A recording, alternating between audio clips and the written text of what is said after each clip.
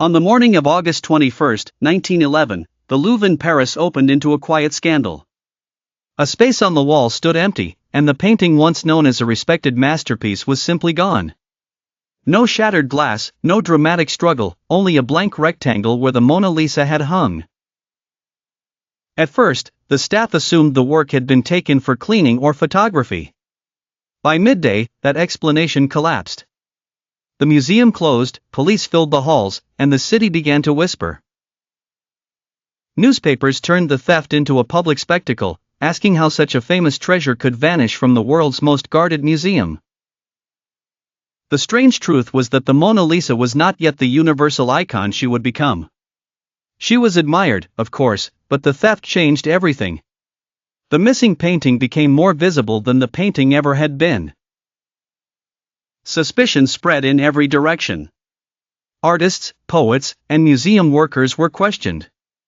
Guillaume Apollinaire was examined by police, and Pablo Picasso was drawn into the investigation. Yet each lead ended in smoke.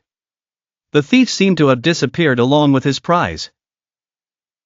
2 years passed. Then, in 1913, a man named Vincenzo Peruggia arrived in Florence with a hidden offer. He sought to sell the painting to an art dealer, expecting secrecy and sympathy. Instead, he found expert eyes. The work was identified, and the long mystery broke open at last. Peruggia was not a master criminal with a grand network. He had once worked at the Louvre and knew the building well enough to hide inside after hours.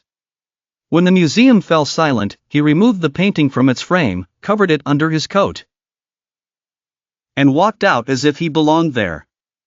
The simplicity of the theft made it even more shocking. His defense was patriotic pride. He claimed the painting had been stolen from Italy and deserved to return home. The claim stirred debate, but history offered a different answer. Leonardo da Vinci had brought the work to France centuries earlier, where it had remained legally in French hands. When the Mona Lisa returned, France greeted her like a recovered national treasure. Crowds gathered, the press celebrated, and visitors rushed to see the painting that the world had nearly lost. The theft had failed as a crime but succeeded as publicity beyond measure. In the end, the man who tried to steal the Mona Lisa gave her something even more powerful than safety. He gave her myth. The empty wall, the investigation, the rumors, and the recovery transformed a famous painting into the most recognized image in art history.